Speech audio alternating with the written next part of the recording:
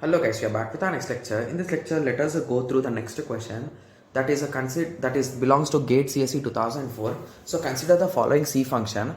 The value of f of 1 is. So the question seems really simple, right? So you need to calculate the value for f of 1. Okay, so is it a recursive function, guys? Yes, it is a recursive function, right? Yes. So let us start. So here we are initiating a static variable I equal to 1. Okay.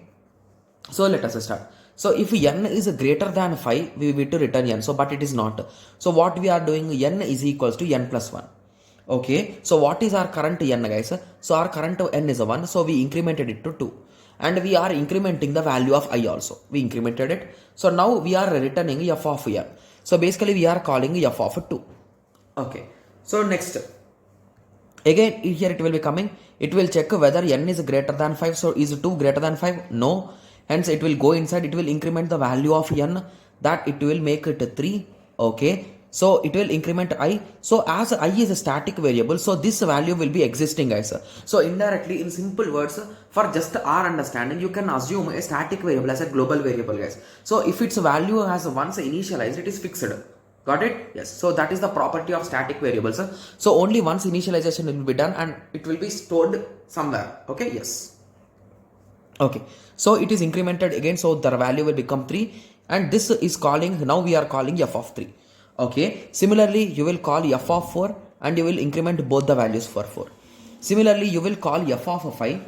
Okay, yes, and you will increment them to 5, right? Yes. So once you have incremented to 5, so from f of 5, what will be the condition, guys? So if it is f of 5, what you will return, guys? Okay. So what we will be returning? We will be returning the value of n. So what is the value of n? It is a 5. So what we will return? We will return 5. Okay. So we will return the value 5. Okay. So if this is the question, the answer will be 5, guys. Okay. But for a change, the question is, it is not n plus 1, it is n plus I, guys. So due to printing mistake, it was n plus 1. So we solved for n plus 1. So if it is n plus 1, the answer will be 5. Got it? Yes. So now let us check for n plus I. So that's the reason why I was checking the answer, like how it is wrong. So that's what I was cross checking it. Okay. So let us continue.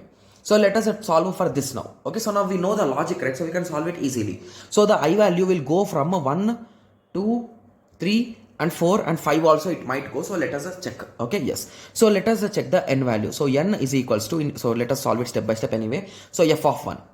Okay. So it will become f of n plus I. Okay, so what is the value of I, guys? So initially I equal to 1. Okay, so you are doing n plus 1, that is nothing but f of 1 will be, sorry, f of 2 will be called. 1 plus 1 is 2. Okay, so 2 will be called. Okay, so in the next iteration, the I value is incremented to 2. Again, you are calling this. So it will become 2 plus 2. So then you will call f of 4, guys. Okay, so after that, you will call 4 plus 3, that is f of 7. You will call. So once you reach f of 7, it is greater than n. So you will return the value of n. So what is the value of n? 7. So 7 will be returned. So C will be the correct answer. So basically, if it is n plus 1, it will be 5. If it is n plus I, it will be C. Got it? Yes. So I hope everyone got a clear idea, right? So how I was able to solve it? Yes. So in the next lecture, let us continue with the next question. Thank you. Thanks for watching. Like, share and subscribe for more awesome videos like this. Thank you.